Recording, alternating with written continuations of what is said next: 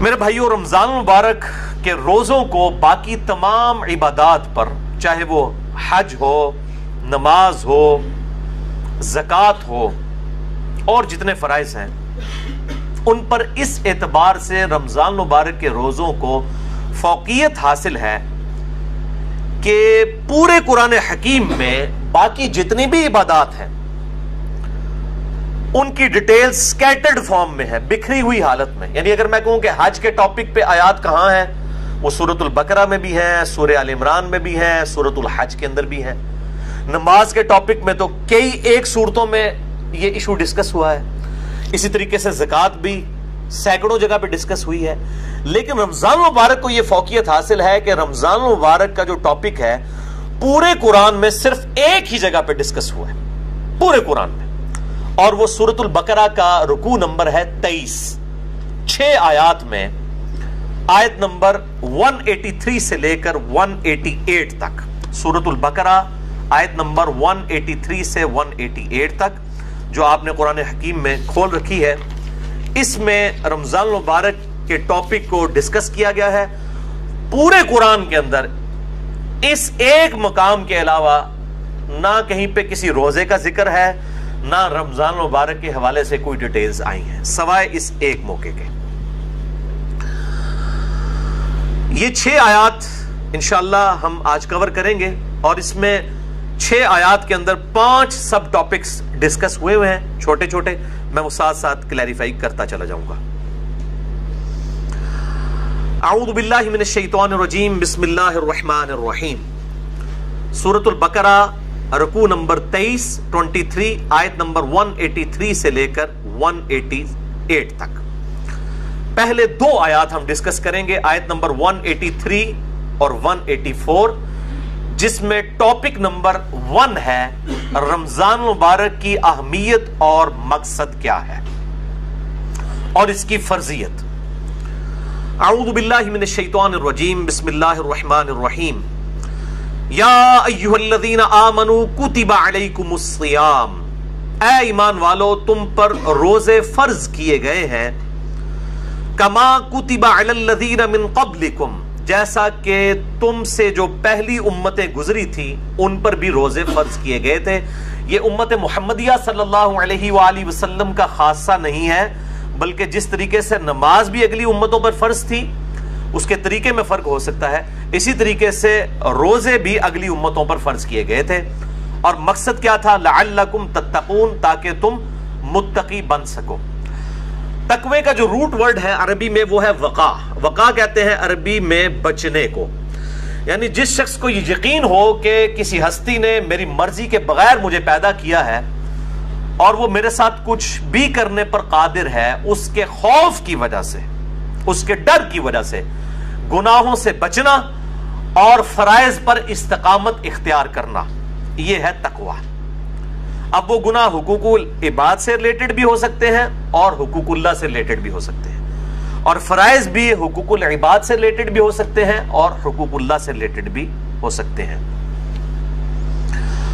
سورۃ الحجرات میں واضح طور پر آیا ان اکرمکم عند اللہ اتقاکم، بے شک تم میں اللہ تعالیٰ کے نزدیک سب سے عزت والا وہ ہے جو زیادہ متقی ہے. اور رمضان کا مقصد بھی تقوی ہے. اب مجھے ضمناً حدیث یاد آئی جو بخاری اور مسلم دونوں میں موجود ہے. کتاب النکاح چیپٹر میں یہ پہلی حدیث ہی آپ کو مل جائے گی، صحیح بخاری میں بھی، صحیح مسلم میں بھی اور مشکات میں بھی، نکاح والے چیپٹر میں، کہ آپ صلی اللہ علیہ وآلہ وسلم نے فرمایا اے نوجوانوں کے گروہ، تم میں سے جو نکاح کی استطاعت رکھتا ہو اسے چاہیے کہ وہ نکاح کرے. یہ چیز اس کے شرمگاہ کی حفاظت میں مدد کرے گی اور نگاہوں کو نیچا رکھنے میں اس کو سپورٹیو ہوگی. اور جو نکاح کی استطاعت نہ رکھتا ہو، یعنی فائنینشلی اس کو سپورٹ نہ کر سکتا ہو ازدواجی زندگی کو، تو وہ روزے رکھ کر اپنی شہوت کو ٹھنڈا کرے. یعنی روزہ جو ہے یہ تقوی کے حصول کا ایک ذریعہ ہے. ایام معدودات، گنتی کے چند دن ہیں، یہ رمضان کا جو مہینہ ہے اور روزے ہیں.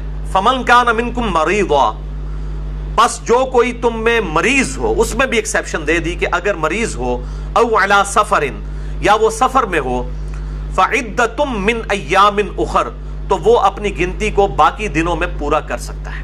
اب وہ سفر چاہے آرام دہ ہو یا غیر آرام دہ ہو، اس سے کوئی سروکار نہیں ہے. سفر میں وہ روزہ چھوڑ سکتا ہے، لیکن باقی دنوں میں گنتی پوری کرنی ہوگی. باقی اس کی ڈیٹیلز انشاءاللہ فقہی احکام و مسائل ہم اگلی نشست میں ڈسکس کریں گے.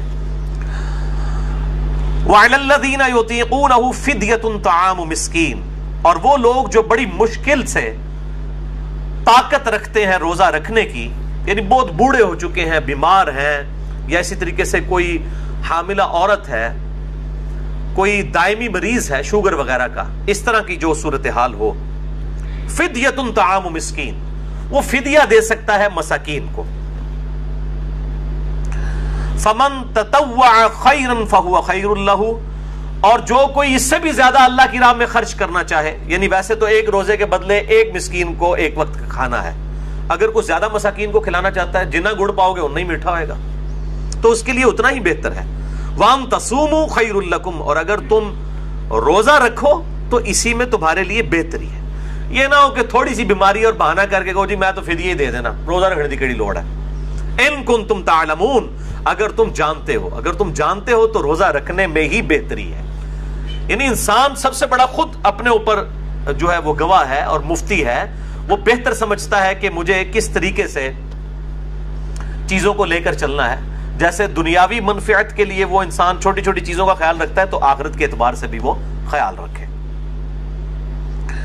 اچھا، یہ جو آیت ہے وَعَلَى الَّذِينَ يُطِيقُونَهُ فِدْيَةٌ طَعَامُ مِسْكِينٍ، اس حوالے سے صحیح بخاری میں ایک حدیث ہے انٹرنیشنل نمبر کے مطابق 4505، جس میں ابن عباس کا قول ہے کہ یہ آیت منسوخ نہیں ہے، کیونکہ بعض اصحاب کا موقف ہے. صحیح بخاری میں 4507 نمبر حدیث آتی ہے جس میں ابن عمر کا قول ہے کہ یہ آیت منسوخ ہے.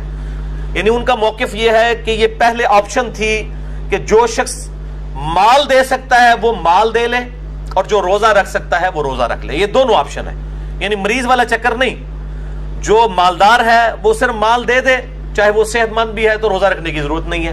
یہ ابن عمر کا موقف ہے 4507.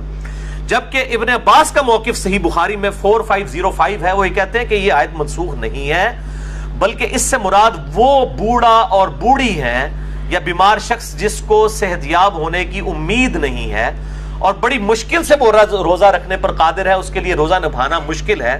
جیسا کہ بعض کا شوگر کی بیماری ایسی ہو سکتی ہے کہ انسان کے لیے مشکل ہو جائے آج کے دور کے اندر، یا بڑھاپا خود بہت بڑی بیماری ہے، کوئی 80-90 سال کا کوئی بزرگ ہے اور وہ روزہ نہیں رکھ سکتا، تو اس کے لیے یہ آپشن ہے کہ وہ اس کے بدلے فدیہ دے دے، ایک وقت کا مسکین کو کھانا کھلا دے. صحیح بخاری میں آتا ہے انس بن مالک جب بوڑھے ہو گئے تھے، ان کی عمر 100 سال کے قریب تھی، تو روزانہ وہ ایک مسکین کو کھانا کھلایا کرتے تھے گوشت کے ساتھ، دال نال نہیں، گوشت نال، اللہ کی راہ میں گوشت کے ساتھ کھانا. اور یہ بھی آتا ہے کہ وہ بسا اوقات 30 مساکین کو اکٹھا بٹھا کر کھانا کھلا دیا کرتے تھے 30 کے 30 روزوں کا. تو یہ دونوں طرح آپشن موجود ہے، جس طرح بھی کر لیا جائے. میں انشاءاللہ اگلی دفعہ اس پہ ڈیٹیل بات کروں گا.